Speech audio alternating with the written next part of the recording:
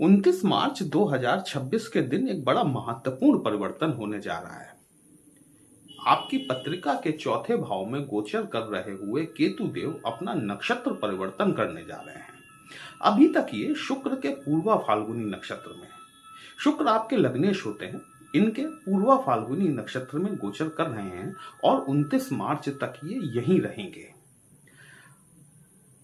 अपने स्वयं के मघा नक्षत्र में गोचर के पश्चात आपको किन क्षेत्रों में विशेष सावधानी बरतने की आवश्यकता रहने वाली है ताकि आप इस गोचर का लाभ उठा सकें, वही हम लोग आज डिस्कस करने वाले हैं। नमस्कार दोस्तों, कैसे हैं आप सभी। मैं आपका ज्योतिष मित्र श्लोक वर्मा आपके अपने चैनल श्री हनुमंत कृपा में आपका हार्दिक स्वागत करता हूं, अभिनंदन करता हूं। साथ ही अपने बड़े भैया श्री हनुमान जी से करबद्ध निवेदन करता हूं कि अपने हनुमत कृपा परिवार के सभी सदस्यों को, नए जुड़ने वाले सभी सदस्यों को सुख समृद्धि प्रदान करें, उन्हें उनके कार्यों में आशातीत सफलता प्रदान करें। ये जो मेरे पीछे 2 का लिखा हुआ अंक देख रहे हैं आप, ये इस बात को दिखाता है कि आपकी या तो राशि वृषभ है या फिर आपकी लग्न वृषभ है, और केतु का गोचर आपके राशि या लग्न के हिसाब से बहुत बहुत इंपॉर्टेंट हो जाता है, क्योंकि केतु देव आपकी पत्रिका के चौथे घर में गोचर कर रहे हैं। चौथा घर बेसिकली देखा जाए तो हमारे इमेंस इमोशंस को रिलेट करता है। कहीं ना कहीं हमारे माता से जोड़कर इसे देखा जाता है। हमारे भूमि, भवन, वाहन इत्यादि यदि मटेरियलिस्टिक बातों की बात की जाए तो ये सारी चीजें इस चौथे भाव के अंतर्गत आती हैं। लेकिन यदि मुझसे बात करेंगे तो इमेंस इमोशंस, हमारी संपूर्ण भावनाएं, ये हमारा चौथा घर रिप्रेजेंट करता है। केतु देव जैसे प्लैनेट का, जो कि विरक्ति के कारक हैं, डिटैचमेंट के कारक माने जाते हैं, चौथे घर में ट्रांजिट कहीं ना कहीं कुछ ना कुछ समस्या देने वाला जरूर रहता है। ये अपने स्वयं के मघा नक्षत्र में गोचर करना शुरू करेंगे। आपके चार्ट में मैंने सारे ग्रह लिखे तो हुए हैं, लेकिन जो आज मैं डिस्कस करने वाला हूं वो सिर्फ और सिर्फ स्पेशली केतु पर करने वाला हूं, क्योंकि राहु पर हर कोई चर्चा करता है। केतु एक ऐसा प्लैनेट है जिसको कि लोग बाग उतनी तवज्जो नहीं देते, ध्यान नहीं देते, लेकिन कई बार केतु अपना काम करके चुपचाप निकल जाते हैं और हम लोग अन्य प्लैनेट्स में ढूंढते रह जाते हैं कि किस प्लैनेट की वजह से ऐसा हुआ। तो केतु बड़ा महत्वपूर्ण प्लैनेट बन जाता है। सबसे पहले मघा नक्षत्र को समझ लीजिए। मघा नक्षत्र जो है ये हमारे एंसेस्टर्स को रिप्रेजेंट करता है, हमारे पूर्वजों को, हमारे पितृजनों को रिप्रेजेंट करता है। यदि आपके चार्ट में कोई भी प्लैनेट मघा नक्षत्र में जाकर बैठा हुआ है तो आप इस बात को लेकर 100% श्योर हो जाइए कि जब तक आप अपने पितरों का आशीर्वाद प्राप्त नहीं करेंगे तब तक वो प्लैनेट आपके कितने ही अच्छे भावों का स्वामी क्यों ना हो, आपको शुभ परिणाम नहीं दे पाएगा। तो जो भी प्लैनेट, अच्छा ऐसा नहीं है कि हर व्यक्ति की पत्रिका में मघा नक्षत्र हो गई होगा, नहीं भी हो सकता है, क्योंकि 27 नक्षत्र हैं, 9 प्लैनेट हैं। मघा नक्षत्र आना एक डिफरेंट चीज है, ठीक है। तो अगर किसी की पत्रिका में मघा नक्षत्र में कोई प्लैनेट बैठा हुआ है और वो उसकी दशा अंतरदशा में या उस प्लैनेट के शुभ परिणामों का लाभ लेना चाहता है, ओम पितृ देवताभ्यो नमः इस मंत्र के जाप का उसको आदत डाल लेनी चाहिए। ये उसके लिए उस प्लैनेट से रिलेटेड सबसे आसान और सबसे सरल रेमेडी है। शनिवार के दिन से इस मंत्र का जाप शुरू करें और प्रतिदिन 108 बार रुद्राक्ष की माला से यदि आप इस मंत्र का जाप करते हैं, अपने पितरों को प्रसन्न करते हैं, तो कृपा जो वह अटकी हुई है वो रिलीज होना शुरू हो जाएगी। मघा नक्षत्र बेसिकली सत्ता का प्रतीक है, अथॉरिटी का प्रतीक है, पावर पोजीशन का प्रतीक है। लेकिन मघा नक्षत्र स्थानांतरण का भी प्रतीक है। केतु का चौथे घर में गोचर करना ये इस बात को दिखाता है। अच्छा, एक चीज और है कि केतु को बहुत से एस्ट्रोलॉजर दृष्टियां नहीं देते, लेकिन हमारे महर्षि पाराशर जी ने पाराशर होरा शास्त्र में केतु को राहु के समान ही 5वीं, 7वीं और 9वीं दृष्टि प्रदान की हुई है। ठीक उसी प्रकार से महर्षि भृगु द्वारा भृगु संहिता में भी केतु देव को दृष्टियां प्रदान की गई हैं। तो मैं यहाँ पे आपसे रिक्वेस्ट करूंगा कि प्लीज कंसीडर, है ना, कि केतु के पास में दृष्टियां होती हैं। तो पहली चीज तो ये कि केतु देव जो गोचर कर रहे हैं ये अपने शत्रु राशि में गोचर कर रहे हैं, सिंह में। 29 मार्च तक आपको अपने माता के स्वास्थ्य पर विशेष ध्यान देने की आवश्यकता है। अब 29 मार्च के उपरांत फिर 5 दिसंबर 2026 तक केतु देव यहीं बैठेंगे, आपके चौथे घर में ही गोचर करेंगे। लेकिन सिंह राशि हमारे पिता को रिप्रेजेंट करती है, हमारे जो हमारे सीनियर बॉसेस होते हैं उनको रिप्रेजेंट करती है, पितृतुल्य व्यक्तियों को रिप्रेजेंट करती है। यहाँ पर बॉसेस की बात यदि छोड़ दी जाए तो 29 मार्च 2026 के उपरांत आपको अपने पिता और पितृतुल्य व्यक्तियों के स्वास्थ्य पर ध्यान देने की नितांत आवश्यकता रहेगी। ये राहु और केतु ये दोनों ऐसे प्लैनेट हैं, ये आप जानते हैं कि ये वक्री गति से गति करते हैं। किसी भी राशि में जाते हैं तो ये उल्टे घूमते हैं। इसी प्रकार से जब भी किसी नक्षत्र में ये जाते हैं तो बाकी सभी प्लैनेट तो पहले चरण से प्रवेश करते हैं, लेकिन ये दोनों प्लैनेट ऐसे हैं जो कि चौथे चरण से एंट्री करते हैं। चौथा चरण बहुत बढ़िया होता है। पावर, पोजीशन, सत्ता, प्रमोशन, पदोन्नति होना, ये सारी चीजें इस दौरान देखने के लिए मिलती हैं। लेकिन जैसे जैसे डिग्रीज कम होती जाएंगी केतु की, केतु चौथे चरण से प्रवेश करेंगे तो फिर तीसरे, दूसरे और पहले चरण में। पहले चरण में तो केतु देव आपका प्रमोशन करा सकते हैं साथ ही, लेकिन इस बात को कंसीडर कीजिएगा कि प्रमोशन के साथ में स्थानांतरण होना भी उतना ही तय है। आपका घर छूटना 29 मार्च 2026 के पश्चात आपका जिस स्थान पर अभी आप निवास कर रहे हैं उस निवास स्थान में परिवर्तन होना तय है। भले वो आप किन्हीं कारणों से चाहे अपने जॉब में परिवर्तन के लिए या किसी प्रमोशन की वजह से या फिर आप किसी रेंटेड हाउस में रह रहे हैं तो वो हाउस चेंज करना, ओवरऑल आप जिस जगह पर वर्तमान में निवास कर रहे हैं वहां से आपका ट्रांजिट यहाँ पर केतु देव फिक्स करते हैं, लेकिन अच्छे के लिए।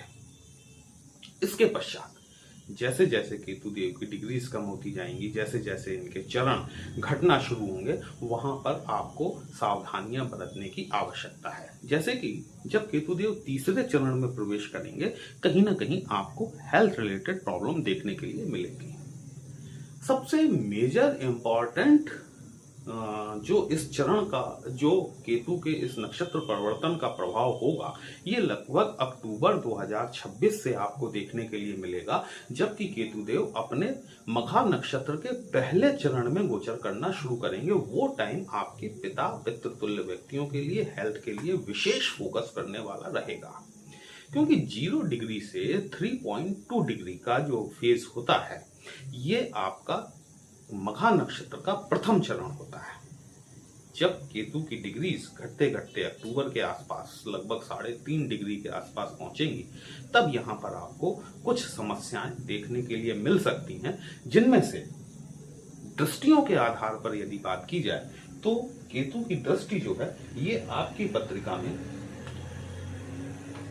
एक दृष्टि केतु महाराज की आपके 12वें भाव पर पड़ेगी। 12वां भाव साधारणतया देखा जाए तो मुक्ति को दिखाता है, मोक्ष को दिखाता है। मुक्ति और मोक्ष तो वैसे संभव नहीं है किसी का भी। मोक्ष तो राजा राम को नहीं मिला, वो भी विष्णु लोक में चले गए ताकि नया अवतार लें और कल की अवतार के रूप में शत्रुओं का संहार करें, दुष्टों का संहार करें। तो ये मुक्ति और मोक्ष की परिकल्पना ये हमारे द्वारा बनाई गई है। माफ कीजिएगा। केतु जब 4th हाउस में बैठे हुए हैं और अपनी दृष्टि से मंगल की राशि को देखेंगे, जो कि आपके 12th हाउस के लॉर्ड होते हैं। यदि आपकी पत्रिका में 2 कंडीशन है, देखिए केतु और राहु ये दोनों शनि के चेले कहे गए हैं। यदि आपकी पत्रिका में शनि की स्थिति शुभ है, भाव आधारित, तो शनि, मैं आपसे हमेशा कहता हूं कि भाव आधारित शनि आपके लिए हमेशा शुभ है, लेकिन वो किस अवस्था में बैठे हुए हैं इस पर डिपेंड करता है। तो जैसी स्थिति आपकी पत्रिका में शनिदेव की होगी, वैसी ही स्थिति आपकी पत्रिका में राहु और केतु की भी होगी। यदि राहु और केतु आपकी पत्रिका में शुभ स्थिति में जाकर बैठे हुए हैं, तो इस स्थिति में यदि आप विदेश जाने के लिए तत्पर हैं, हो सकता है कि आपको कोई रिवॉर्ड एंड रिकॉग्निशन मिल जाए, जिसके चलते हुए आपकी विदेश यात्रा हो जाए, या फिर आप विदेशों से संबंधित कोई कार्य व्यवसाय करते हैं तो वहां से आपको लाभ की प्राप्ति हो जाए। लेकिन यदि आपकी पत्रिका में केतु की स्थिति शुभ नहीं है, तो ये यहां पर कुछ प्रॉब्लम क्रिएटर बन सकता है। Problem creator in the sense कि भूमि भवन से संबंधित कोई वाद विवाद, वाहन से संबंधित कोई वाद विवाद कोर्ट कचहरी तक पहुंच जाए। ठीक है, यहां पर थोड़ा सा आपको सावधानियां बरतने की आवश्यकता रहेगी 29 मार्च से लेकर 5 दिसंबर 2026 तक के बीच में, कि बिना किसी वजह के किसी विवाद को आमंत्रण न दे। यदि पहले से चला आ रहा है तो वो बात एक डिफरेंट हो गई, लेकिन एक नया विवाद खड़ा करने से आपको बचना चाहिए यदि केतु की स्थिति शुभ नहीं है तो। और यदि केतु की स्थिति शुभ है तो वही वाद विवाद में आपको, मुकदमेबाजी में आपको विजय मिल जाएगी। दूसरी चीज, केतु की सप्तम दृष्टि में तो राहु देव बैठे हुए हैं। वर्तमान समय में राहु मंगल का अंगारक योग भाव आधारित बना हुआ है, साथ ही मंगल केतु का दृष्टि आधारित अंगारक योग भी बना हुआ है। इस बात को समझिएगा कि राहु के पास में स्वयं निर्णय लेने की क्षमता है, क्योंकि उसके पास में सर है, लेकिन केतु के पास में निर्णय लेने की क्षमता नहीं है। केतु के पास में सिर्फ धड़ है। केतु एक एहसास है, एक छुअन है, एक अनुभूति है, और जिसको हम कहते हैं कि भावनाओं का प्रवाह, वो केतु है। इस दौरान आपको भावनाओं में निर्णय लेने से बचने की आवश्यकता है।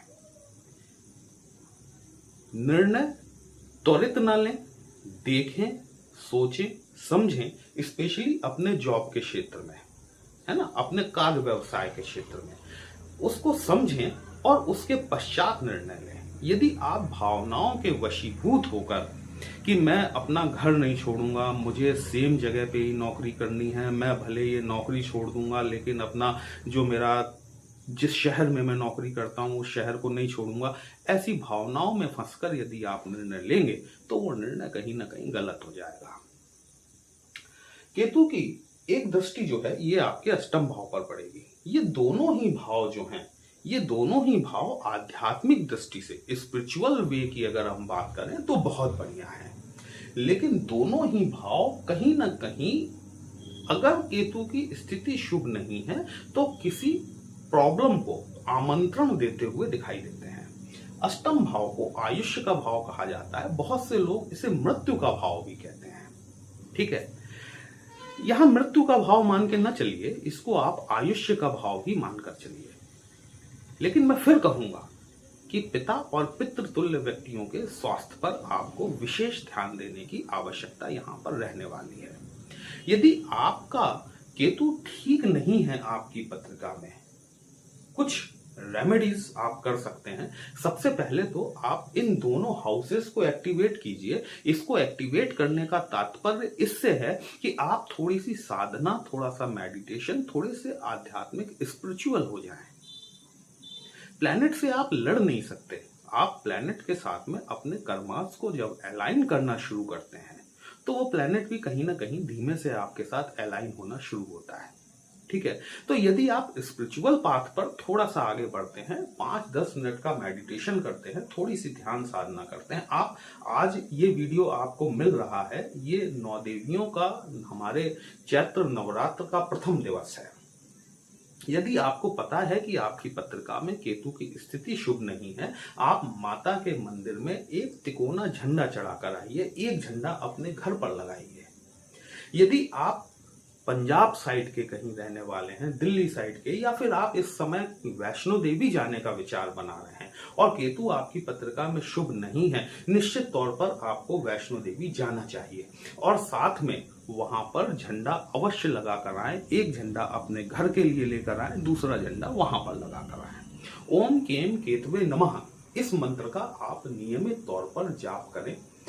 थोड़ा सा यदि आप हवन करते हैं काले तिलों का, काले सफेद तिल मिलाकर यदि आप थोड़ा सा हवन करते हैं सैटरडे टू सैटरडे, ये आपके नेगेटिव केतु को बैलेंस करने में बहुत मदद करेगा। यदि आप मछली खाते हैं, नॉनवेज में यदि आप फिश फूड के रूप में लेते हैं और आपकी पत्रिका में केतु की स्थिति ठीक नहीं है, आपको मछली खाना छोड़ देना चाहिए। ये कुछ रेमेडीज हैं जो कि आप अपनाएंगे तो आप अपने निगेटिव केतु को बैलेंस कर पाएंगे। वीडियो कहीं भी अच्छा लगा हो अपने इस चैनल को लाइक शेयर और सब्सक्राइब जरूर कर लीजिएगा। दोस्तों, यदि हमसे पत्रिका का विश्लेषण कराना चाहते हैं तो व्हाट्सएप नंबर थंबनेल में दिया गया है। पर्सनल कंसल्टेशन पेड होता है, एक छोटी सी फीस आपको पे करनी होती है। आपकी समस्या का उचित समाधान हमारे द्वारा करने का प्रयास जरूर किया जाता है। चलिए फिर मिलते हैं, तब तक के लिए जय श्री राम।